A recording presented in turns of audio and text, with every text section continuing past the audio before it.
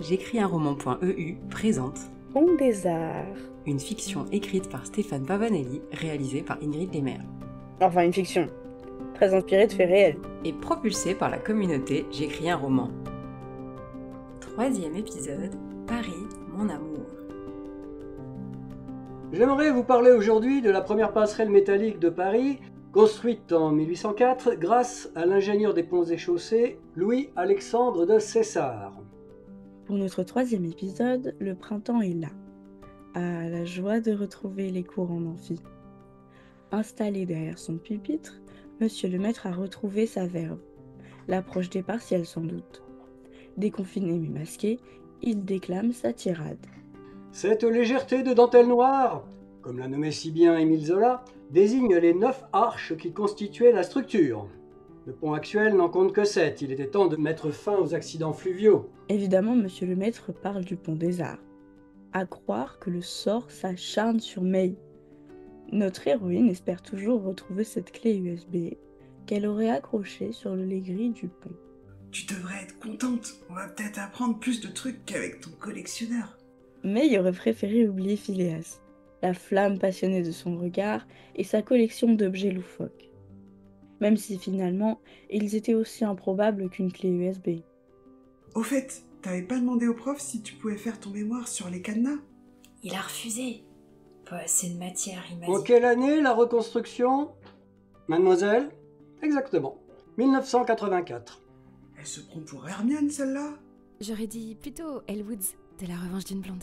Mais le pont était déjà ramené à 7 arches avec l'élargissement du quai Conti. Fragilisé donc.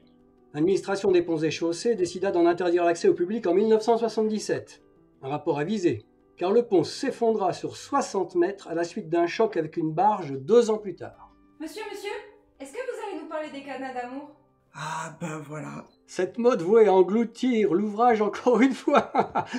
On l'attribue à des touristes d'Europe centrale dans les années 2000, même s'il y a sans doute eu des précurseurs. Il était temps de mettre fin à cette pratique, comme si enchaîner les vœux des couples et ensuite en jeter la clé permettait qu'ils se réalisent. Mais revenons à ce qui nous intéresse, la passerelle de César. Saviez-vous qu'il fallait s'acquitter d'un droit de péage pour l'emprunter ? Au moins, on est fixé. Les cadenas, ils sont fous, hein. Vous inquiétez pas, monsieur le maître. Je vous aurais pas embêté longtemps. Surtout pour une clé USB. Bienvenue au Crédit Municipal de Paris. Notre établissement est ouvert au public du lundi au samedi, de 9h à 17h. Allô ? Oui, bonjour. Crédit Municipal de Paris, je vous écoute. Voilà. Je voudrais des informations sur la vente des cadenas du Pont des Arts. La vente solidaire en 2017. Que souhaitez-vous savoir ? Je recherche un porte-clés. Une clé USB. S'agit-il des biens proposés lors de la vente ? En fait, je ne sais pas. Je voudrais vérifier. Et vous savez ou vous savez pas ? Vous n'avez pas une liste sur Internet ou... Les archives sont pas présentes sur le site. Mais de toute façon, quand bien même cette Clé USB. clé aurait été mise aux enchères, c'est impossible. Tous les lots présentés ont été adjugés. 165 pour être précis. De retour de cours, May avait cherché sur Internet le dossier de presse de la ville de Paris. Présentés comme des œuvres d'art, seules quelques grappes et grilles y figuraient en photo. Des assemblages bizarres, pas tellement différents de ceux de Phileas, mais sur un joli socle, comme à la bijouterie. C'est fou comme la présentation peut tout changer. Hélas, pas de clé USB à l'horizon. Vous ne pouvez pas vérifier dans les archives ? Non, je regrette. Je peux pas vous donner ces informations. Faites une demande par écrit. Monsieur Boyer ? Bonjour, excusez-moi de vous déranger. Tenez, la gardienne s'est trompée. Elle était dans ma boîte aux lettres. Oh, merci. Que des factures. C'est vous qui peignez ? Oh, pardon, j'ai oublié de ranger tout ça. Non, c'est moi. Ça me regarde pas en fait. Si, c'est rien, c'est juste une aquarelle. J'essaie de continuer, mais depuis l'an dernier, j'ai du mal. Reproduire des photos, c'est pas très motivant. Ouais, je comprends. Les beaux jours vont revenir et puis vous pourrez peut-être installer votre pupitre devant le pont. Moi, j'irais bien à Paris, hein. Ça fait une éternité que je suis pas allé. Ouais. Là, je suppose que notre héroïne est devenue écarlate. Enfin, papa ne devait pas faire le malin non plus. Bon, faut continuer en tout cas, vous êtes doué. Merci, vous aussi. Ah, j'ai le seum d'avoir raté ça. Pourquoi il faut que je sois chez maman à chaque fois qu'il se passe un truc dans ce couloir?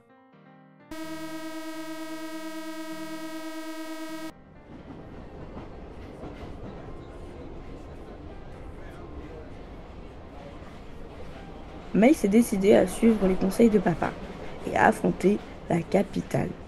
Direction le crédit municipal.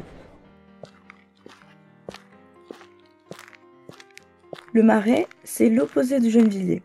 Notre héroïne découvre un univers exotique que seule la crème de Paris sait offrir. Ici, même le masque devient tendance.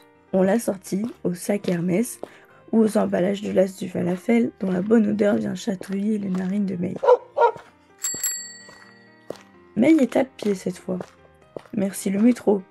De toute façon, la foule a envahi la chaussée et les trottoirs. Parce que le Vélib, bon, la seule fois où elle a essayé ces machins d'une tonne, elle a failli se vautrer.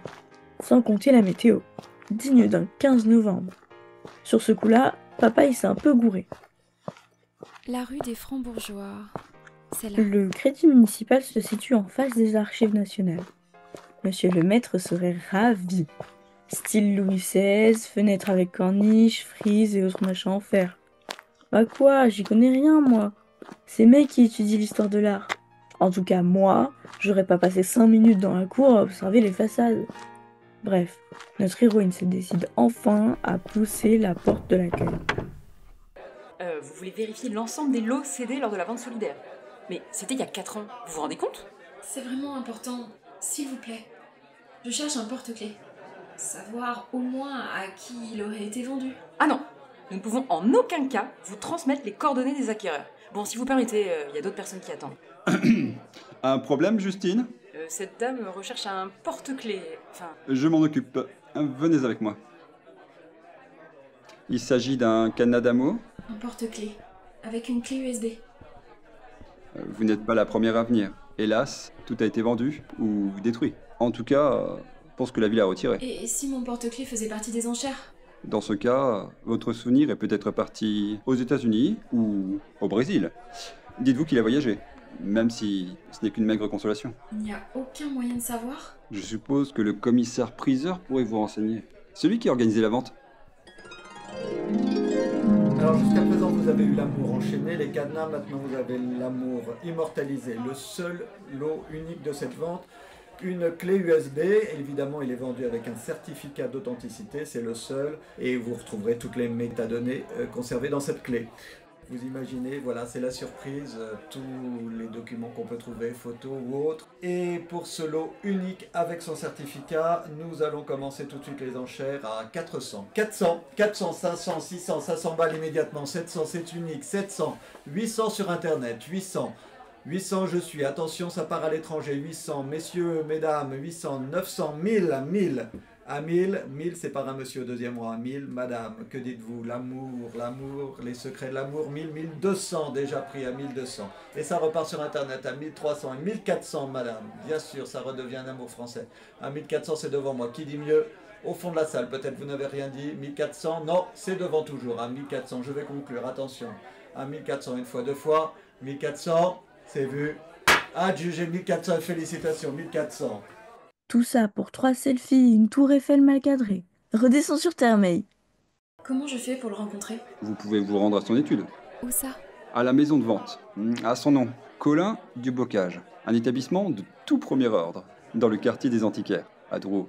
Mais j'imagine qu'il est très occupé. Il faudra sans doute prendre rendez-vous. Ah, d'accord, merci.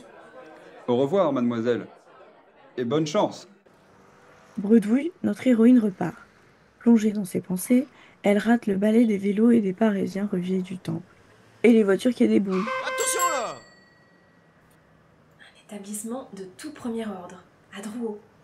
Ça va nulle part ton histoire, meuf. Notre quête continue au prochain épisode. C'était Pont des Arts épisode 3, Paris, mon amour.